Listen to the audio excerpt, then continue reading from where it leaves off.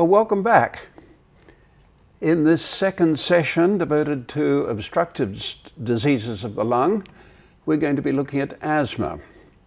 In the first, you'll recall, we looked at COPD in some detail, and of course these diseases are very different, these two diseases.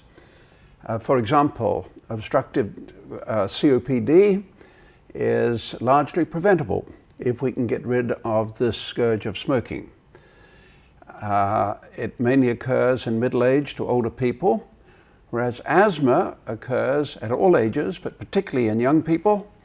And interestingly, the amount of asthma appears to be increasing, particularly in well-developed countries, and we don't know why this is. So let's start with a definition of asthma here. It's a disease characterized by increased responsiveness of the airways to various stimuli, manifested by inflammation and widespread narrowing of the airways that changes in severity either spontaneously or as a result of treatment. Incidentally, it's interesting that for a very long time people have recognized the increased responsiveness of the airways, but the role of inflammation is a more recent development, and we'll say more about that. Let's look at some of the clinical features of asthma. Now, it often begins in children, but it can occur at any age. Sometimes, but not always, there's a specific allergen that can be found. For example, ragweed, or an animal such as a cat, or pollens, particularly serious in the spring, for example. And there may be other features of atopy, for example, allergic rhinitis, eczema, something like that. So there is an allergic form of asthma, but there is also a non-allergic form, and the reasons for that are not so clear. As we've seen, there's a general hyperreactivity of the airways, so that they respond to factors other than allergens, such as smoke. In fact, secondhand smoke is a serious problem with some people, cigarette smoke. Cold air is another factor, exercise also, aspirin. All these things can cause hyperreactivity of the airways. This can be tested using methacholine, which induces spasm, induces bronchoconstriction, and is a useful way of, is useful in the diagnosis of the condition. During an attack, the patient is usually anxious, has a lot of anxiety, and in fact psychological factors are important in asthma. Sometimes people who get into a situation where they are challenged psychologically will develop an asthma attack. There's a condition known as status asthmaticus, which can continue for many hours. Now, a normal attack of asthma is relatively short-lived, a few minutes to an hour or so. But in status asthmaticus, the condition may continue for 24 hours, a couple of days. The patient becomes exhausted. The airways are unresponsive to treatment. It's a serious condition and requires aggressive therapy. Now let's look at some of the pathological changes in the airways, because that's where most of the action is. And first of all, on the left here, we've got a drawing of a normal airway with a nice large lumen, as you can see. Is the airway epithelium. We've got a relatively small amount of airway smooth muscle around it. The airway wall itself is not very thick. We have mucus glands in the airway, and we have some cartilage as well. And look at the changes that we see with asthma. Well, the first thing we note is that the caliber of the airway is greatly decreased. And I suppose in this particular instance with the mucus here, we may have it reduced, well certainly it's reduced to more than 1/2 of its normal diameter. Now you'll recall when we discussed airway resistance in the session on pulmonary mechanics that we referred to Poiseuille's law, and that refers to laminar flow in airways. And Poiseuille's law says that if you reduce the caliber of an airway to 1/2, you increase its resistance some 16 times. There's a radius to the 4th power. So you can see that in an instance like this, where we have a nice large airway like this, which is reduced in its caliber to certainly more than 1/2 here, there's a tremendous increase in airway resistance. Now in this airway you can see a small amount of mucus, and there is mucus produced in asthma, nothing like as much as in chronic bronchitis, but the mucus tends to be viscid, sticky, difficult to move, and it can completely plug the airways, as we shall see. We then get to the cells lining the epithelium here, cells lining the airway, and then we get a big increase in the thickness of the airway itself. See, it's greatly increased in thickness, and that has to do in part to the inflammatory changes and the edema of the airway walls. There's also an increase in the thickness of the smooth muscle. You get hypertrophied bronchial smooth muscle here, which contracts. You can also see the increase in the mucus glands in the airways, a little bit like the situation in bronchitis, where you recall that one of the most important pathological features is the hypertrophy of the bronchial mucus glands. And then we can see, of course, the cartilage here, which is unchanged. So dramatic changes in the appearance of the airways in asthma, leading to a striking reduction in the caliber of the lumen, and that of course is responsible for the big increase in airway resistance. Now, as I said, sometimes the airways can be completely obstructed by mucus, and here's a very nice light micrograph showing this with an airway probably cut transversely here, which makes it this rather strange shape, and you can see the mucus within it. You can also see, incidentally, some remodeling of the basement membranes here. This is called reticular basement membrane, and it's a form of remodeling that occurs in asthma. You can also imagine that this smooth muscle here is hypertrophied and contracting, and that's giving us this contracted airway completely obstructed by mucus.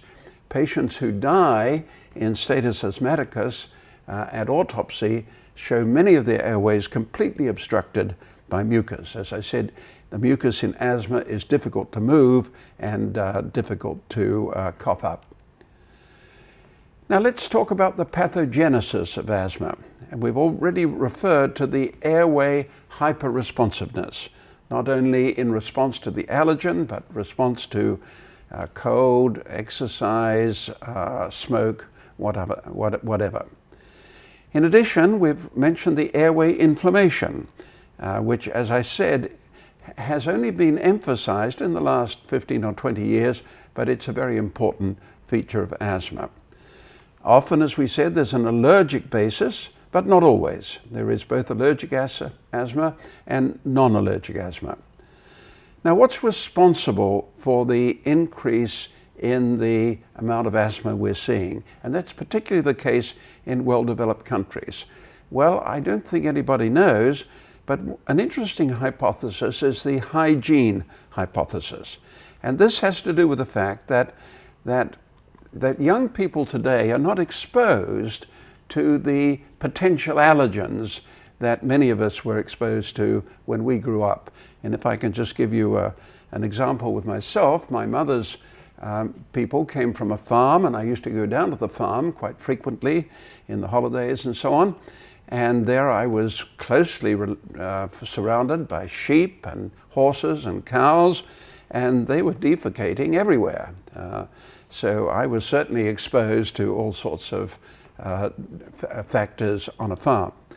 If you go and visit my grandchildren, who live in a very nice house, you've got to take your shoes off before you get into the house. So it's a very different environment, And one of the hypotheses is that the immunological system developed at an early stage in response to these factors, dirt and fecal factors and so on. And today this doesn't happen. Whether that's true or not, I don't know, but it certainly fits with the fact that in well-developed countries, the asthma is increasing tremendously. But there are also pollutants that are blamed, and some people think that engine exhaust, for example, particularly perhaps diesel engine exhaust, is a factor. There's also a genetic component to asthma, although it's not a simple series of events. It's a complicated genetic thing, but some people think that may well be a factor. Now let's look at a scheme for the pathogenesis of asthma. In this particular scheme, there's an antigen here, some kind, and the combination with lymph cells, and mast cells are stimulated. Now, it used to be thought that mast cells were particularly important in the generation of the asthma attack, but now a lot of people think that other cells are important. For example, eosinophils may be very important, and other cells as well, leukocytes as well, so that people don't concentrate quite so much on the mast cell now as they did. Whatever cell it is, it releases mediators, or is responsible for the development of mediators, and these can be of a big variety here. And these mediators have two separate effects. One is that they induce inflammation, and in fact, and for example, in the capillary, they will increase permeability, they will cause edema of the wall of the airway, for example, and other inflammatory changes as well. And in addition, they will affect the airway smooth muscle by reducing the concentration of adenyl cyclase, reducing the concentration of cyclic AMP, and that leads to contraction of airway smooth muscle. So let's go on and look at the possible inflammatory mediators. Now, there's a whole variety of these, and I should emphasize that research on the mechanism of asthma is a very active area, and things are changing all the time. But here are some of the inflammatory mediators that have been recognized. For example, there are cytokines associated with T helper cells. These include a variety of interleukins, as you can see here. There are the arachidonic acid metabolites, including leukotrienes and prostaglandins. Histamine has always been thought to be an important factor in asthma, and that's one reason why the mast cell was implicated so much early on, and also platelet activating factor. So there's a great variety of inflammatory mediators, and these are being studied all the time and being added to. Now let me move from the causes of asthma, from the pathogenesis of asthma, to the bronchoactive drugs, because these are of major importance in the treatment, the management of patients with asthma. And there are two major classes of drugs, the beta-adrenergic agonists and the inhaled corticosteroids. And they're by far the most important medications. I'll say a few words about the supplementary drugs that are used, including new therapies, but the major classes are the beta-adrenergic agonists and the inhaled corticosteroids. Let's look at the mechanism of the beta-adrenergic agonists. Now, there are two kinds of beta receptors. There are the beta-1 receptors in the heart, which increase the heart rate and the strength of contraction of the myocardium. And there are beta-2 receptors that exist in the bronchi, also blood vessels, and the uterus. And stimulation of these beta-2 receptors results in the relaxation of smooth muscle. Now, I can remember when asthma was treated by drugs that were both beta-1 and beta-2 receptor agonists, but this has changed now, and only selective beta-2 receptor agonists are exclusively used now in asthma. There are quite a number of those available, and they have the advantage of just stimulating the beta-2 receptors, and the beta-1 receptors not affected or very little. These stimulation of the beta-2 agonist receptors increases the activity of adenyl cyclase, which raises the concentration of cyclic AMP in smooth muscle. And so they reverse the changes that occur as a result of the factors released by cells which reduce adenyl cyclase and reduce the concentration of cyclic AMP. That's one of their actions, but the other one is that they reduce airway inflammation. And it's these two factors that are important in the management, the treatment of asthma. And we saw this here in the previous slide, you recall.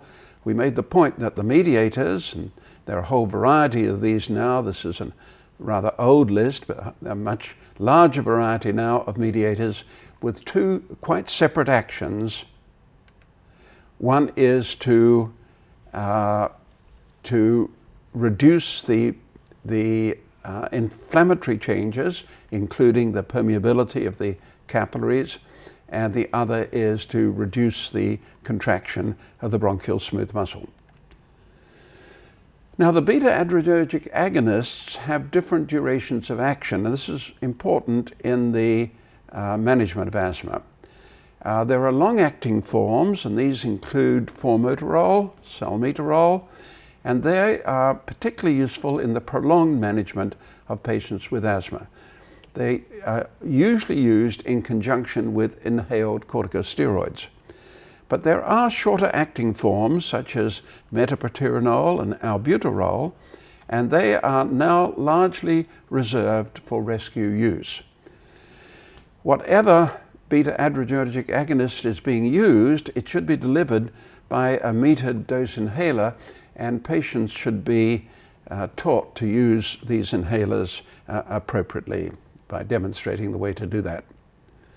So now, in addition to the beta-adrenergic agonists, we have the inhaled corticosteroids, of which there are now a large number. And these have two separate actions. On the one hand, they inhibit the inflammatory and immune response, and on the other hand, they enhance the beta-2 receptor expression or function. And they are extremely valuable. Most asthmatics benefit from these medications, and in fact some physicians feel that all asthmatics should be given inhaled corticosteroids. However, there are people who are less aggressive, and a common guideline is only to use inhaled corticosteroids in patients who need beta agonists more than twice a week. So that's one of the guidelines that's frequently used, although, as I say, some physicians would like to use corticosteroids in all patients with asthma. Inhaled corticosteroids have minimal systemic absorption, so fortunately we don't see the more extensive effects of corticosteroids. There are supplementary bronchoactive drugs. One class, and I'm not going to say a great deal about them, one class are the methylxanthines, including theophylline and aminophylline. The mode of action of these is not absolutely clear, but they've been used for many years as adjuncts in the treatment of asthma. Sometimes anticholinergics are suggested because there's some evidence that the parasympathetic nervous system plays a role in the bronchoconstriction of asthma. But generally speaking, those are not very popular, not very useful. It's interesting that anticholinergics are sometimes used in patients with chronic bronchitis who have a degree of bronchoconstriction that can be relieved. There are also drugs, cromolyn and netocromil. These have been used in the past. They're not much used at the present time. And interestingly, there are a number of newer therapies that are coming online. one of the leukotriene receptor antagonists, and another, omalizumab, which is a monoclonal antibody to IgE. It's an expensive drug, but it's sometimes used in patients who are refractory to beta agonists and also to inhaled corticosteroids. Let's turn to to pulmonary function in asthma. And of course, the main problem with asthma is the change in ventilatory capacity and mechanics. There are also changes in gas exchange that I'll talk about briefly, but it's the mechanical function, the airway obstruction, which is responsible for most of the distress and the limited activity in asthma. And of course, that can be demonstrated using a forced expiration. And in fact, the forced expiration, the measurement of the FEV and the FVC, are critically important in asthma, particularly in the assessment of the value of bronchodilator drugs. In obstructive disease, as we've seen many times, the FEV is reduced, and that of course is because of the airway obstruction. The patient cannot exhale the air as rapidly as a normal subject can do. But the FVC, the forced vital capacity, is also reduced, and that's because the airways that are diseased, of course, they have increased constriction because of the increased activity of bronchial smooth muscle. They are edematous, and because of their disease, they tend to close early towards the end of expiration, and that's responsible for the reduced forced vital capacity. Sometimes the effects of bronchodilators are very dramatic, and this is a particularly dramatic example, but you can see that the forced expiratory volume, although it was not actually calculated, the volume exhaled in the first second is enormously increased, and also the forced vital capacity is increased because these diseased airways did not close so early in the expiration. So the measurement of the effects of bronchodilators on the airways using the FEV, FVC, very important in asthma, and the disease is followed all the time by doing measurements of forced expirations. Of course, very easy to do and very informative. The expiratory flow volume curves are also affected in asthma as they are in other types of obstructive disease. Here's the normal pattern here. And in obstructive disease, first of all, typically you start at a high lung volume, and I should say here that the flow volume curves are plotted on in a way that shows total lung volume, but this is not normally available. But it's instructive because you can see that the patient starts at a high lung volume and finishes at a high lung volume, and of course the flow rates are very much lower, particularly during most of the expiration. One of the differences between asthma and COPD is that in COPD you often get a shape like this, where the flow rate decreases in the middle of expiration here, but in asthma you don't get this change in shape of the curve.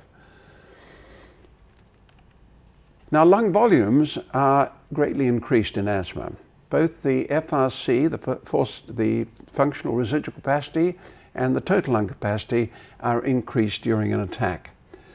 And it's important that lung volumes do increase.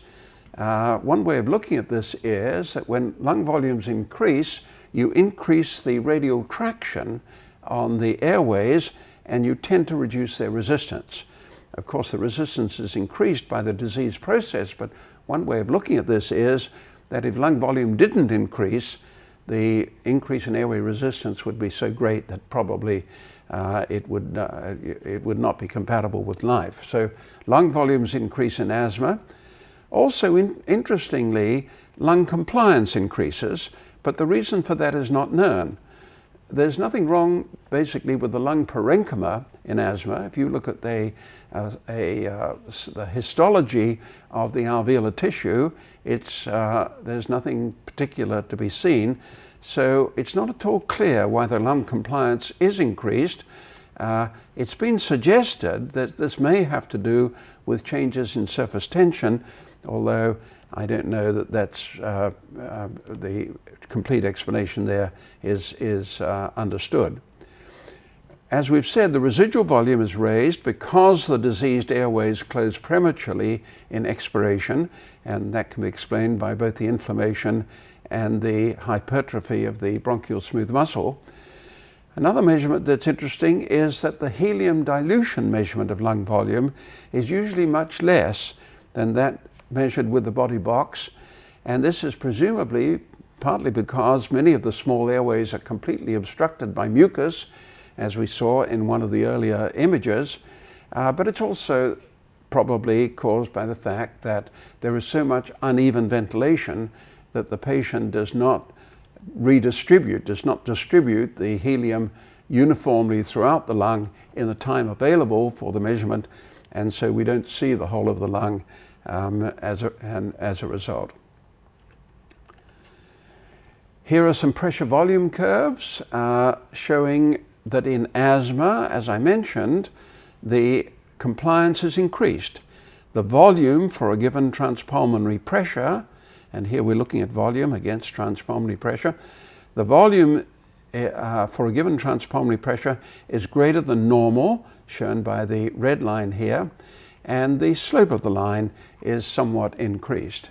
Not as much as in emphysema, but nevertheless there is apparently an increased compliance in asthma. As I said, the causes for that are not clearly understood. And you'll notice that in interstitial fibrosis, there's a tremendous reduction in compliance. Flow rates, of course, are reduced in asthma, and one way of measuring those is a forced expiratory flow, which clearly indicates an increase in airway resistance. And the airway resistance can be measured in a body box and shown to be increased. As far as we know, airways of all sizes are constricted. Certainly very small airways are constricted, and if you look at the larger airways, the medium-sized airways, during bronchoscopy, you can see that resistance also occurs there.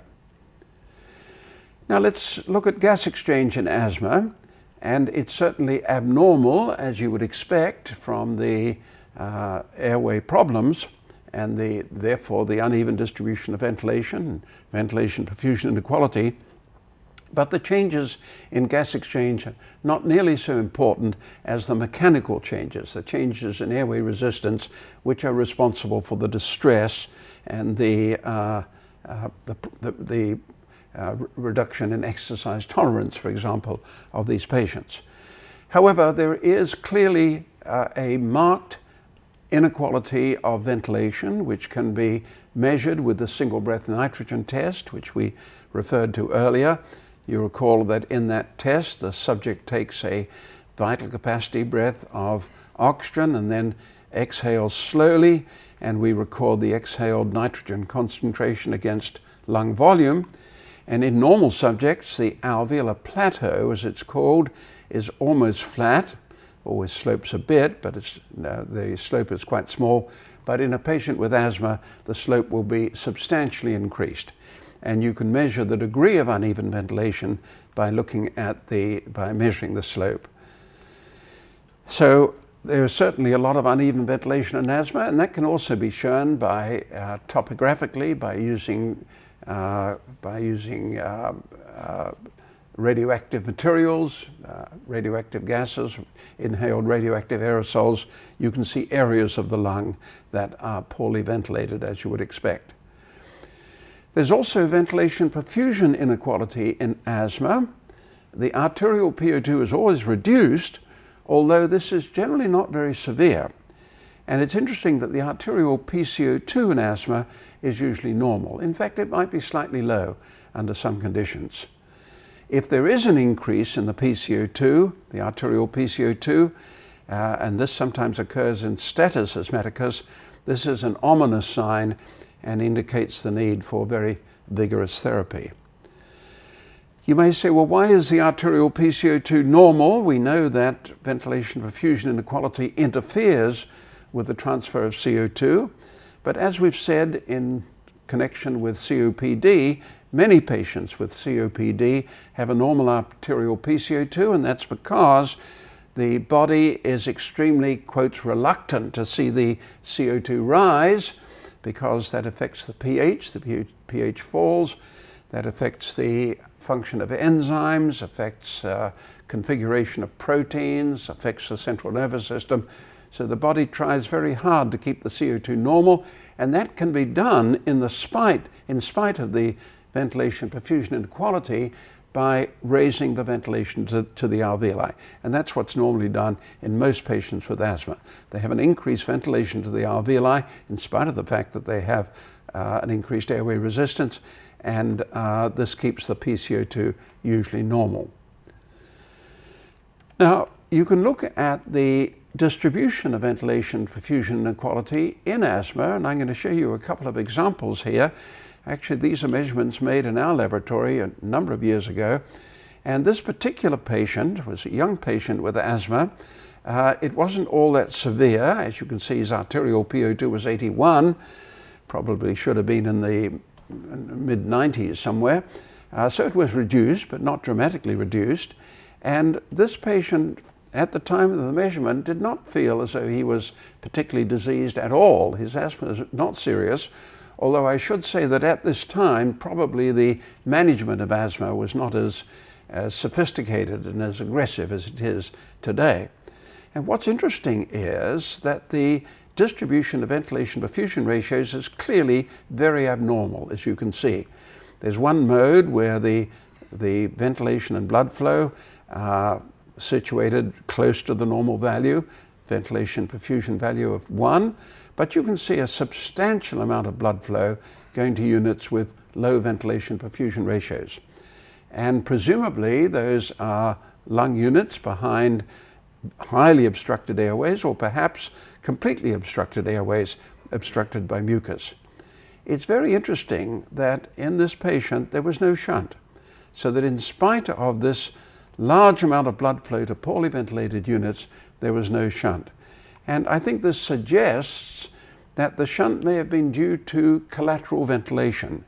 And just to remind you, there are several mechanisms of uneven ventilation. There's the normal mechanism that we usually think of, where an airway is partly obstructed by mucus or whatever, and therefore ventilation is uneven, and that's called parallel inequality.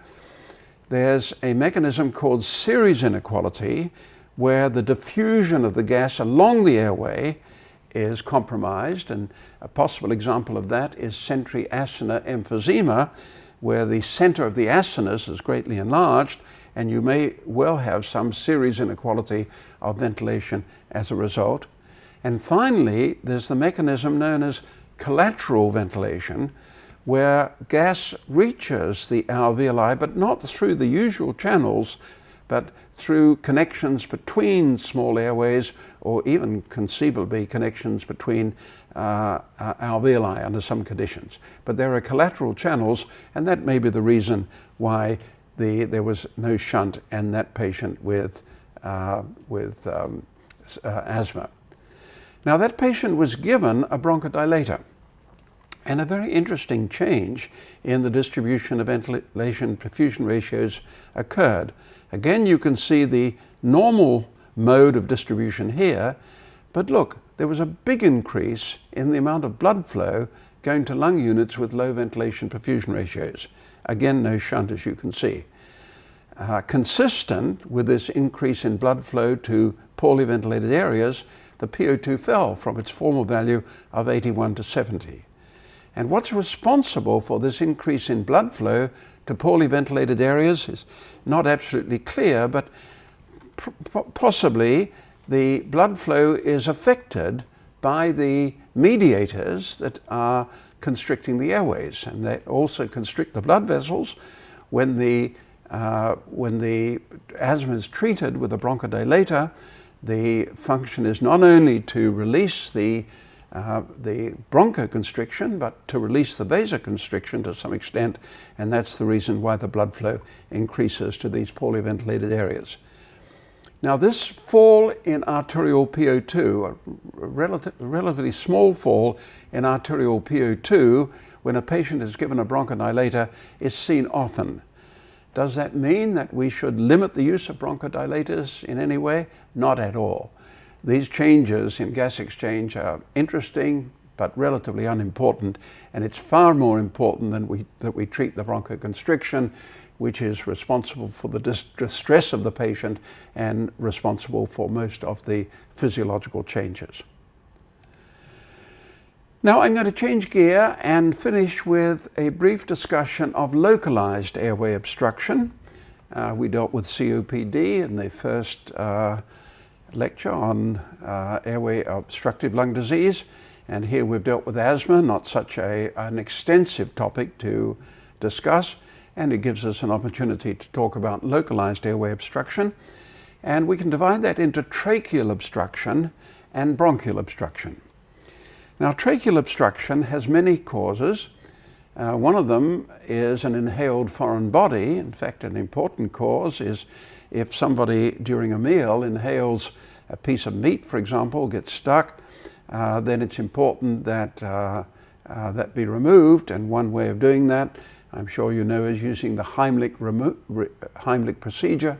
Stand behind the patient, put your arms around the lower part of the chest, actually below the xiphoid and the upper part of the abdomen, and pull hard, and with a bit of luck you can remove the foreign body. So that's one example of tracheal obstruction, a potentially lethal condition. Another is compression of the trachea from outside. Enlarged lymph glands will often do this, or enlargement of the thyroid gland can do it under some conditions. Or of course there may be a neoplasm either in or outside the trachea which obstructs it. There can also be stenosis of the trachea after tracheostomy, or sometimes after the use of an endotracheal tube. We don't see this so much now, but in the good old days, endotracheal tubes used to have a cuff which was very stiff and would damage the airway wall, and after the tracheostomy tube had been removed, you could get some stenosis of the trachea. Now, if tracheal obstruction is very marked, you can get a stridor, a loud wheeze, an inspiratory and expiratory stridor, because the thing about tracheal obstruction is that not only do you get obstruction during expiration, which is what happens in COPD particularly, but there's also inspiratory obstruction as well. And if the obstruction is severe enough, you can develop a hypoxemia and CO2 retention. Occasionally a patient will come in with some tracheal obstruction which is not diagnosed, or it's misdiagnosed, and he's given bronchodilators as a test of airway obstruction, and there's no response. And that should alert somebody to the fact that tracheal obstruction should be looked at. And one way of testing for tracheal obstruction is to do flow volume curves, which are shown here. On the left we can see the normal both expiratory and inspiratory flow volume curve, and we can see the curve for COPD with its scooping out here, which is characteristic of COPD, and the inspiratory curve is also affected, though not as much as the expiratory curve. But when you do this with tracheal obstruction, typically you get a flattening of both the expiratory and the inspiratory flow volume curves. Particularly the inspiratory one is very interesting because the only situation, I believe, where you can get that is tracheal obstruction. So that's an important test. Now let's turn to bronchial obstruction. And a bronchus, a major bronchus, large bronchus, medium-sized bronchus, can be obstructed in various ways. In young children, toddlers, an inhaled foreign body such as a peanut is a common cause. And incidentally, the peanut will very likely go into the right main bronchus as opposed to the left, because the left makes a sharper angle with the trachea. Another important cause of bronchial obstruction is aspiration following surgery. When the patient is unable to cough The cough reflex is dulled, or patient has pain, not able to cough, and aspiration can cause obstruction. Retained secretions in severe bronchitis can do this. Of course, you can have a neoplasm in a bronchus, or the bronchus can be compressed from outside by enlarged lymph glands, or indeed by a neoplasm outside. And occasionally an endotracheal tube is misplaced. It's pushed down beyond the carina and ends up in the right or left main bronchus, usually the right main bronchus perhaps. Now, an important feature of bronchial obstruction is that it can cause absorption atelectasis. And I want to finish by just telling you about the mechanism of that. The mechanism depends to some extent on the composition of the inspired gas. And if you're breathing an oxygen mixture, of course we don't often breathe pure oxygen, but if you're breathing in an increased oxygen mixture, that's quite common post-operatively, because very often post-operatively patients are being treated, they're hypoxemic and they're being given an enriched oxygen mixture to breathe. And you can see that in this case with pure oxygen, the sum of the partial pressures in the alveolus is enormously greater than the sum of the partial pressures in the mixed venous blood coming into the lung. And that has to do basically with the shape of the oxygen dissociation curve, that the PO2 can be extremely high, but the oxygen concentration is not enormously increased. When the oxygen is removed from the blood, as the blood passes through the peripheral capillaries, the PO2, the oxygen is removed, the oxygen concentration is decreased, and because of the shape of the dissociation curve, the PO2 falls to a very low value, in this case about 55. So there's an enormous difference between the alveolar PO2 and the PO2 in the mixed venous blood. Because the sum of the partial pressures in the alveolar gas exceeds that in the blood, gas will inevitably move out of the alveoli and you will eventually get atelectasis. And this can be quite fast if the oxygen concentration is high. Now, this also occurs during air breathing, but much slower. During air breathing, as in this particular example here, the sum of the partial pressures in the alveolar gas is about 760 normal, but the sum in the mixed venous blood is substantially less. And it's less because, again, of the slope of the dissociation curve. You see, there's a big difference between the PO2 in the alveolar gas, 100 here, as opposed to the mixed venous blood, only 40 here. As a result, inevitably, the gases move out of the alveolar space into the blood. Now, this is a much slower event, and actually it can be shown, it's rather a complicated process actually, but it can be shown that the rate at which the gas moves out has a lot to do with the nitrogen concentration. So in this particular instance where we were talking about pure oxygen, there's no nitrogen in the alveoli. The loss rate is very, very fast. But even small amounts of nitrogen can slow the rate down, and the rate is very much slower in the case of air breathing. Sometimes people talk about nitrogen as being a splint, as it were, which slows the rate of removal of the gas. Now, this is an important factor in bronchial obstruction, of course. What you can get is atelectasis of a region of the lung because an airway is obstructed. And that's one reason why we should try and remove secretions if we can. Sometimes this is done through the endobronchial tube, trying to remove secretions. But this phenomenon is also very important generally because it is the reason why, for example, a spontaneous pneumothorax is gradually removed by the blood. In a spontaneous pneumothorax, the same thing happens. The sum of the partial pressures in the pneumothorax gas exceed that in the mixed venous blood, and the pneumothorax is absorbed. The same is true if, for example, inadvertently during intravenous attempts at intravenous therapy, somebody introduces air under the skin, that air is removed by the same technique. Okay, so that's all I'm going to say about obstructive diseases of the lung. The most important topic perhaps was COPD. And again, if I'm not boring you, let me just say that it's so important that we try and get rid of smoking, because that is the main factor responsible for COPD. We then went on to look at asthma. Again, an extremely important disease, quite different from COPD, of course, but an extremely important disease. And the amount of asthma apparently is increasing.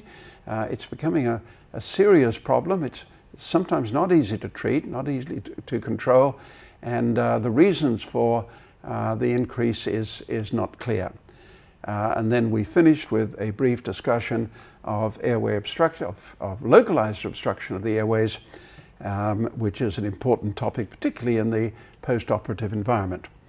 And so I hope to see you next time.